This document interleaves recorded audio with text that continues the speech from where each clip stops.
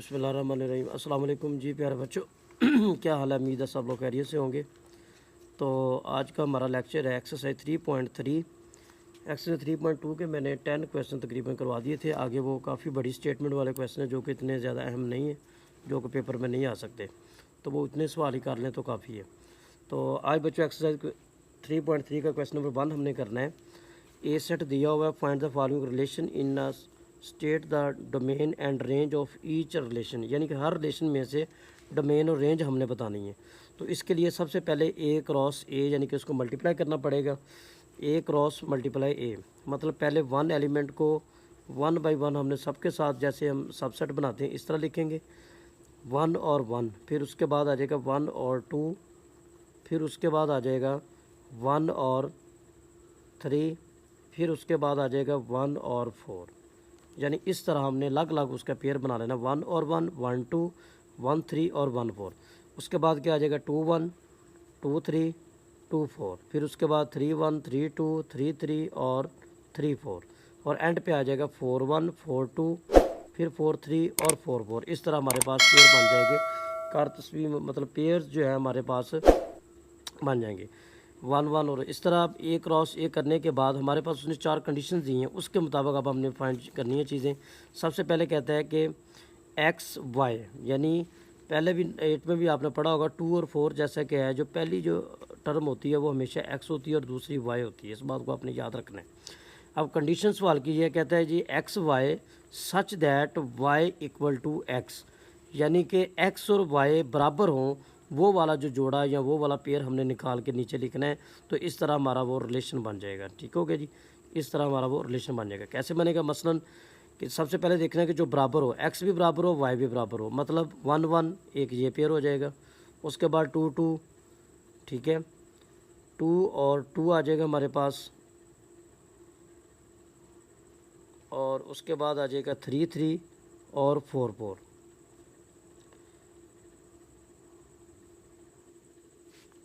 2 1 और 2 2, ये एक पेयर मिस हो गया था, ये भी आना है। 2 2 और 2 3, इसके बाद 2 4। तो लिहाजा हमारे पास 2 2, इसके बाद तीसरा जो एक्स वाई बराबर है 3 3 आ जाएगा, और चौथा जो हमारा 4 4 बराबर आ जाएगा। बस यही हमने सिंपल इसका फाइंड करना था। अब इसमें डोमेन और रेंज फाइंड करनी है। डोमेन का मतलब होता है कि जो पहले एक्स वाले एलिमेंट होते हैं, यानी एक्स इक्वल टू डोमेन भी हम कह सकते हैं। ठीक है, एक्स इक्वल टू डोमेन, यानी कि एक्स जो एलिमेंट जितने भी होंगे वो सारे डोमेन होते हैं, और जो वाई वाले होते हैं वाई इक्वल टू रेंज, ठीक है, वो सारी हमारे रेंज होती है।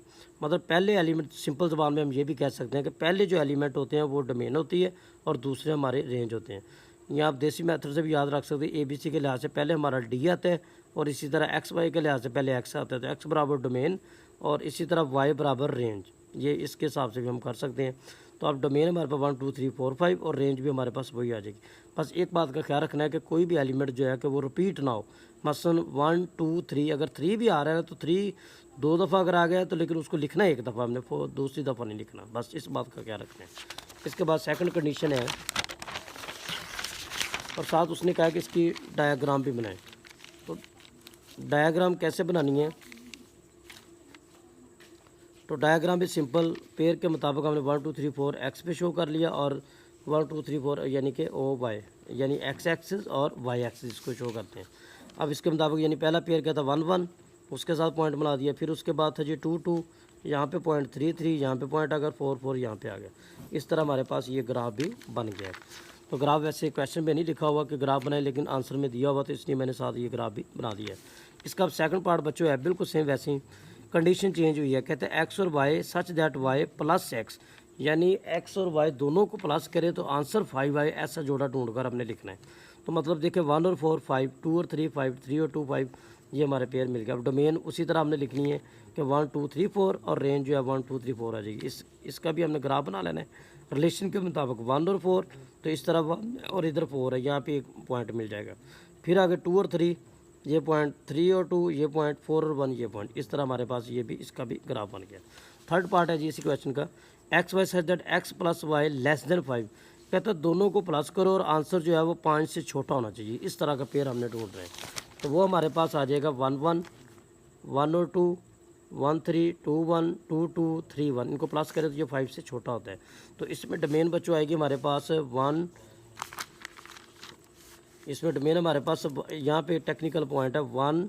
अब देखें 1 रिपीट हो रहा है लेकिन एक दफ़ा लिखना हमने, ठीक है, बल्कि यहाँ पे 1 है, 2 फिर 2, यहाँ पे 2 रिपीट होगा लेकिन हम सिर्फ एक दफ़ा लिखेंगे और हमारे पास आ जाएगा 3। ये हमारी डोमेन आ गई। और रेंज जो हमारी इसी तरह है 1 2 3 यानी कि वाई वाला जो हमारा रेंज होता है, और इसको भी हमने ग्राफ की मदद से शो कर दिया है। 4 पार्ट है जी। कहते हैं इसमें कंडीशन चेक करें। कहता है g x Y such that x plus 5 y greater than 5, यानी कि एक्स और वाई दोनों को प्लस करें और उसका आंसर 5 से बड़ा आना चाहिए। इस तरह का पेड़ ढूंढना है हमने उसी सवाल में से। तो 2 4 आ जाएगा, 3 3 3 4 4 2 4 3 4 4, यानी ये ऐसे हैं कि इनको प्लस करें तो ये 5 से बड़े आंसर इसका आता है। तो डोमेन इसी तरह हम क्या करेंगे 2 3 4 लिखनी है, रिपीट है वो नहीं लिखना एलिमेंट, और रेंज में हमने वाई वाले एलिमेंट लिखने हैं, यानी 2 3 4 आ जाएगा हमारे पास, ठीक है। इस तरह हमारा 4 पार्ट भी कंप्लीट हो गया। अब इसी तरह हमारा जो क्वेश्चन नंबर 2 जो कि हमने करना है इसी एक्सरसाइज का, वेरी इंपॉर्टेंट। ये पहले जो होता था ना हमारा 10th क्लास में फंक्शन वाला जो एक टॉपिक था वहाँ पे पढ़ाया जाता था, लेकिन अब इस न्यू 9th मैथ में भी उन्होंने ये ऐड कर दिया है, ठीक है। और मे भी जो न्यू 10th की बुक आनी उसमें फिर फंक्शन आगे तफसील से बताया जाए। बहरहाल इसमें मैं आपको इंशाल्लाह शॉर्टकट कोशिश करूँगा समझाने की, ताकि आपको पता चल जाए, क्योंकि क्वेश्चन में यही कहा है कि कहता है कि सबसे पहले बताओ क्या ये फंक्शन है, अगर फंक्शन है तो फिर कौन सा फंक्शन है। ये 2 चीज़ें सवाल में पूछी है, बाकी उसने तफसील नहीं हमसे पूछी, ठीक है। तो सबसे पहले मैं शॉर्टकट डिफाइन आपको बताऊँगा। Domain of f equal to A होना चाहिए, यह फंक्शन की शर्त है पहली। दूसरी शर्त कहता है g x is not repeated, यानी एक्स बार बार ना दोहराया जाए। अगर ये दोनों शर्तें पाई जाएंगी तो फिर ये वो फंक्शन होगा, अगर इनमें से एक भी मिस हो तो फिर वो फंक्शन नहीं होता। अब फंक्शन की इकसाम जो है याद रखने के लिए आसान तरीका, देसी तरीका बनाया, इसको अच्छे तरीके से समझ लें, इंशाल्लाह आपको समझ आ जाएगी और फिंगर पे आप क्वेश्चन कर सकते हैं। सबसे पहले ये फंक्शन था, अब ये फंक्शन की इकसाम है, फंक्शन की इकसाम। तो इसमें सबसे पहले इन टू फंक्शन, ठीक है जी, इंग्लिश में भी आप इसको ऐसे लिख सकते हैं into function. Range of f बराबर ना हो बी के तो उसको हम क्या कहेंगे जी इन टू फंक्शन। 1 1 फंक्शन कहता है अगर एक तमाम अरकान के वाज़े अक्स बी में भी हो या एक एक की मुताबिकत हो, यानी एक एक के साथ हम मुताबिकत रखते हो तो वो 1 1 फंक्शन कहलाता है। इंग्लिश में भी आप इसको लिख सकते हैं 1 1 फंक्शन। इंग्लिश में आप ये कह सकते हैं if all disconnect elements of A have disconnect image in B, मतलब एक अगर एक तमाम अरकान के वाज़े अक्स बी में भी हो, ठीक है, या एक ये शर्त कर सकते हैं या फिर एक एक की मुताबिकत हो, उसको हम कहते हैं 1 1 फंक्शन। वेरी इंपॉर्टेंट भी यही फंक्शन है।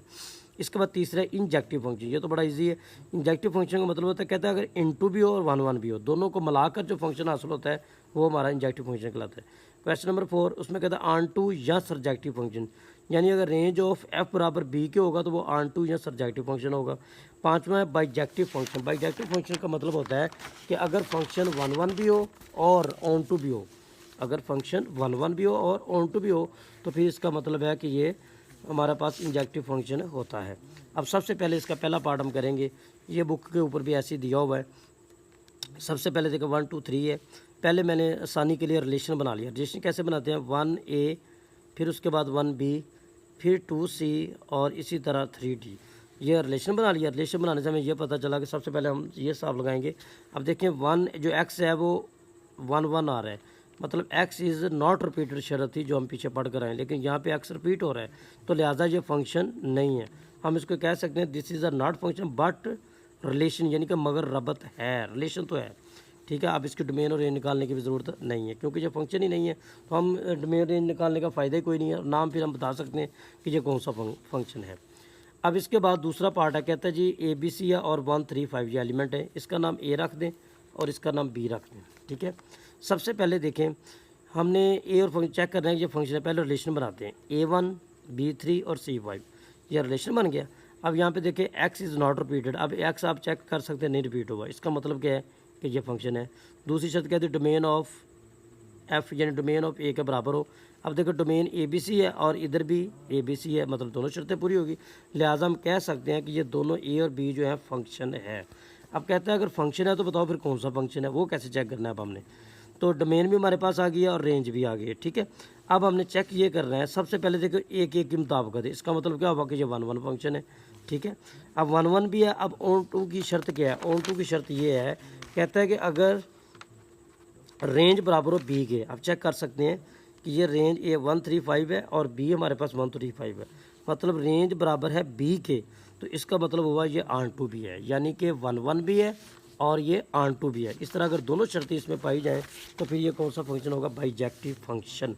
यानी कि कौन सा फंक्शन कहलाएगा, बाइजेक्टिव फंक्शन। याद रखना है आपने, बाइजेक्टिव फंक्शन है, ठीक है। अब इसके बाद इसका थर्ड पार्ट है 1 2 3 और ए बी सी। ये भी पिछले क्वेश्चन की तरह है, लेकिन अब इसमें देखिए रिलेशन बनाया पहले, और अब हमें साबित हो गया, पता चल गया कि ये भी फंक्शन है। लेकिन आपने साबित करना है कि ये फंक्शन कौन सा है, ये भी बताना है। कहते रिप्रेजेंट फंक्शन, फंक्शन की नुमाइंदगी कर रहा है। लेकिन अब डोमेन भी लिख दी मैंने, रेंज भी लिख दी। सबसे पहले देखिए रेंज बराबर, रेंज है जी 1, इसका नाम ए रख लें और इसका नाम बी रख लें।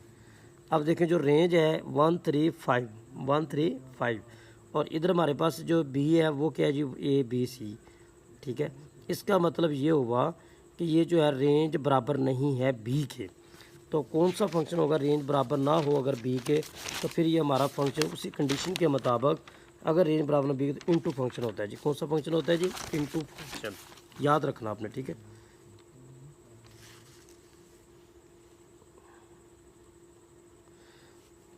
तो अब देखिए रेंज बराबर ना हो बी के, मतलब ये पहले उसने रिलेशन बनाया, उसके बाद हमने डोमेन 1 2 3 और इसी तरह रेंज हमारी 1 3 5। अब इसमें रेंज बराबर ना हो बी के, इसका मतलब है इनटू, और जो 1 1 है उसके भी मुताबिक 1 1 भी शो हो रहा है, ठीक है। और इसी तरह ये फंक्शन जो है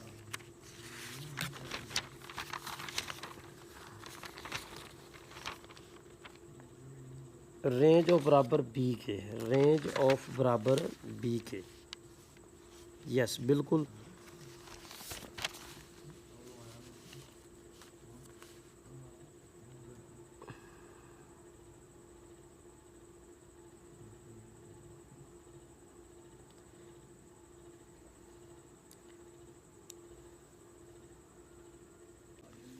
जी बच्चों, हम थर्ड पार्ट इसका कर रहे थे।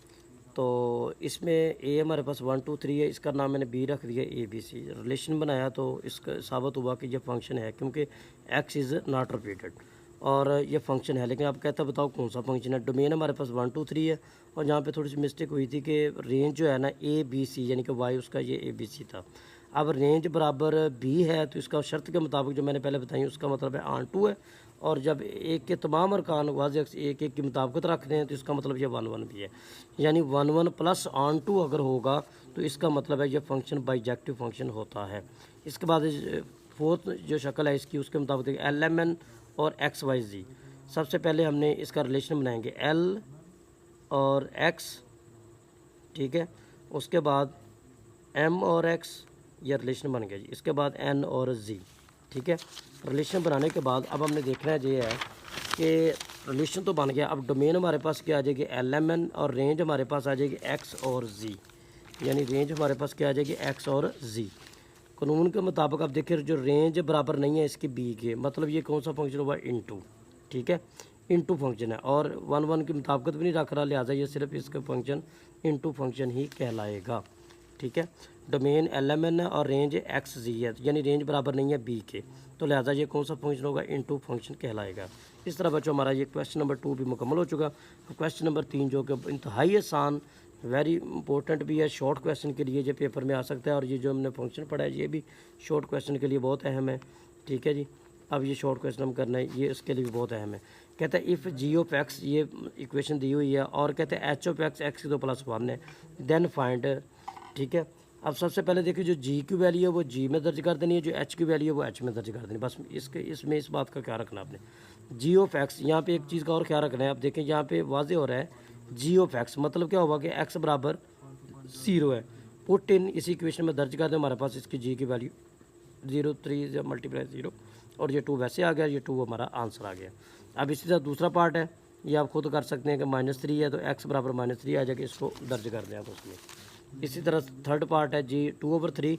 अब देखें पुट एक्स बराबर 2/3 है हमारे पास, तो इसको हम जब हम दर्ज करेंगे मसावत में 3x + 2 में 3 3 से काटेगा, 2 + 2 = 4।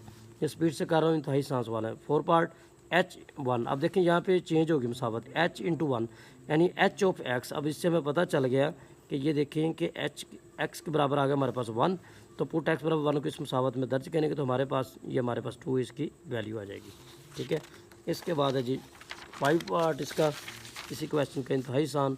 -4 है, तो -4 है तो इसका मतलब क्या हुआ कि x इक्वल टू -4, हमें -4 को हम उस इक्वेशन में दर्ज करेंगे एच वाली में।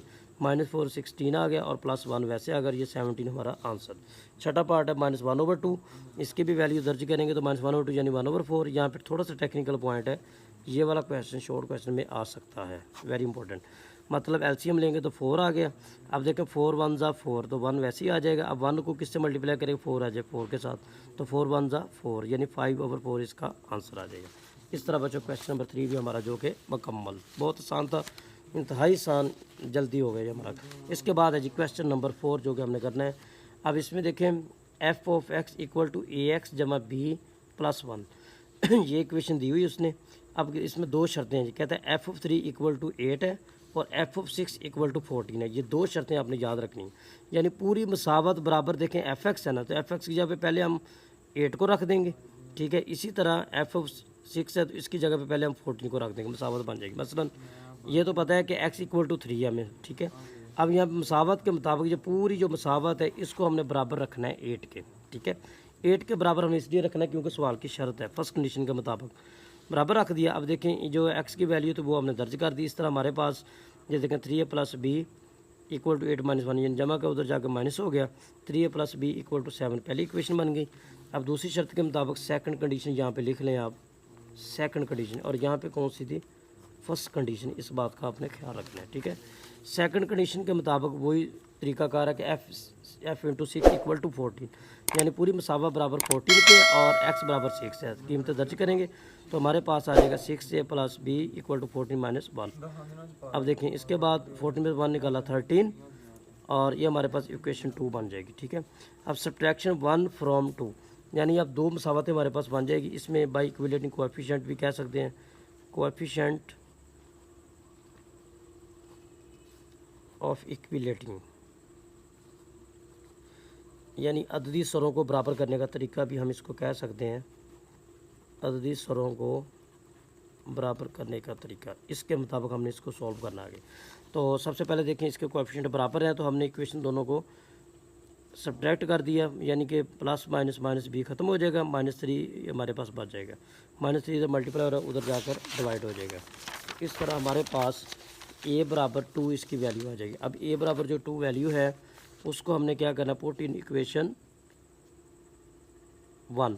अब 3a + b इक्वल टू 7 है, a की जगह पे हमारा 2 पुट हो जाएगा, प्लस b 6 आ गया, 6 उधर जाके माइनस हो जाएगा, यानी इस तरह करने के 6 उधर जाकर माइनस हो जाएगा और b बराबर हमारे पास 1 आ जाएगा। ये हमारी a और b की जो वैल्यू, क्योंकि जो उसने सवाल में कहा था कि ये रियल नंबर है, कांस्टेंट नंबर है, मुश्किल अदाद है, ये चेंज नहीं होंगे, a और b हमने ही फाइंड करना है, तो लिहाजा ये हमारा हो गया। क्वेश्चन नंबर जो 5 है, क्वेश्चन नंबर 4 5 और इसके बाद तकरीबन कह लेंगे 7, तीनों सवाल जो एक जैसे हैं, सेम मेथड है, सिर्फ कंडीशनें चेंज हुई हैं बिल्कुल। ये दे सकते हैं g × -1 और g2 इक्वल टू 10। उसी तरह मसावत में दर्ज कर दिया, जैसे कि हमने क्वेश्चन नंबर 4 किया था, हमारे पास इक्वेशन 1 बन गई। इसी तरह जो सेकंड कंडीशन थी उसके मुताबिक g ऑफ x कहता है जी 2 है, 2 को हमने दर्ज किया तो हमारे पास equation 2a + b equal to 5। तो इन दोनों को हमने उसी तरह हमने ऐड किया पहले कानून के मुताबिक, 3a इक्वल टू 10 आ गया। इस ईयर में स्पीड से इसलिए करवाया क्योंकि पहले भी हमने ये क्वेश्चन किया हुआ है। तो इसी तरह a बराबर 10/3। अब इसी इक्वेशन को a में हम दर्ज करेंगे 10/3, तो हमारे पास आ जाएगा प्लस का 5 उधर जाके माइनस का, एलसीएम लेंगे तो 3 आ गया। तो 3 एलसीएम है तो मतलब ये हुआ कि 10 जो हमारा वैसे सेम का सेम आ जाएगा, 3 1 ज़ा 3, 3 5 ज़ा 15। ठीक है, तो हमारे पास आ जाएगा b इक्वल टू -5/3 जो है इसका आंसर आ जाएगा। क्वेश्चन नंबर 6 है, बहुत आसान, शॉर्ट क्वेश्चन के लिए बहुत अहम है, तो ये भी बहुत ईजी है। सबसे पहले कहते हैं f of x equal to 5x + 2 और fx बराबर ये कह रहा है कि ये 32 है हमारे पास, ये कंडीशन उसने बता दी है। तो पहली ATC यानी कि अकॉर्डिंग टू कंडीशन, यानी fx बराबर 32 है, मसावत वैसे आ जाएगी, जमा का 2 उधर जाके माइनस हो जाएगा। यहाँ पे ना रकम थोड़ी सी गलत है, कुछ बुक्स में 31 है, बहरहाल आपने 32 करनी, इसके हिसाब से आपका आंसर बिल्कुल सही आएगा। +2 है तो उधर जाकर माइनस हो गया, तो 5x = 30, 5 मल्टीप्लाई हो रहा है, उधर जाकर डिवाइड हो जाएगा। इस तरह x बराबर हमारे पास 6 जो है वो इसका आंसर आ जाएगा। क्वेश्चन नंबर 7 और लास्ट इस एक्सरसाइज का है, बिल्कुल सेम क्वेश्चन नंबर 4 की तरह ये भी, ठीक है। इक्वेशन cx² + d है, f(1) = 6 और f(-2) = 10, यानी दो कंडीशनें दी हैं। फर्स्ट कंडीशन के मुताबिक f(1) = 6 है, तो इसको इक्वेशन में दर्ज करेंगे तो c + d = 6 हमारे पास पहली मसावत, और सेकंड कंडीशन में f(-2) = 10, यानी कि -2 जो है इसमें पुट करना कि हमारी दूसरी मसावत बन जाएगी। तो इसी तरह हमारे पास ये cx + d = 10 और c × -2 + d = 10। हमारे पास 4c + d = 10 हमारे पास दूसरी मसावत आ गई। वही मेथड लगाने से, कोएफिशिएंट को बराबर करने से हमारे पास यानी कि -3c, और इधर हमारे पास आ जाएगा जी माइनस का, हाँ जी, प्लस माइनस माइनस, और ये आ जाएगा 10 में से 6 निकाल लें -4। अब -3 मल्टीप्लाई है, उधर जाके डिवाइड हो जाएगा, माइनस माइनस यानी कि प्लस, c = 4/3। अब c बराबर जो 4/3 put into equation 1, c + d = 6 है हमारे पास, तो c की वैल्यू हमारे पास 4/3 है, प्लस d वैसे आ गया। अब ज़ाहिर है जी प्लस क्या है, उधर जाके माइनस हो जाएगा। 3 हमने एलसीएम ले लिया, तो ज़ाहिर है 3 × 1 = 3 और 3 × 6 = 18, और 3 इधर एलसीएम सेम है, तो 4 वैसे का वैसे आ जाएगा। तो 18 में से 4 निकालो, 14/3। तो ये हमारा जी आंसर आ गया, यानी सी और डी की दोनों वैल्यू हमारे पास आ चुकी हैं। तो ये हमारा आज का बच्चों एक्सरसाइज जो है 3.3 जो कि कंप्लीट हो चुकी है। उम्मीद है कि आप लोगों को समझ भी आ गई होगी। तो इसकी पुत्र आपने अच्छे तरीके से प्रैक्टिस करनी है, क्योंकि मैथ नाम ही प्रैक्टिस का, अगर आप प्रैक्टिस करेंगे तो आपको अच्छे तरीके से समझ भी आ जाएगी। तो इंशाल्लाह बाकी नेक्स्ट लेक्चर के लिए दुआओं में याद रखिएगा। अल्लाह हाफिज़। अल्लाह ताला आपका और मेरा हामी नासिर हो।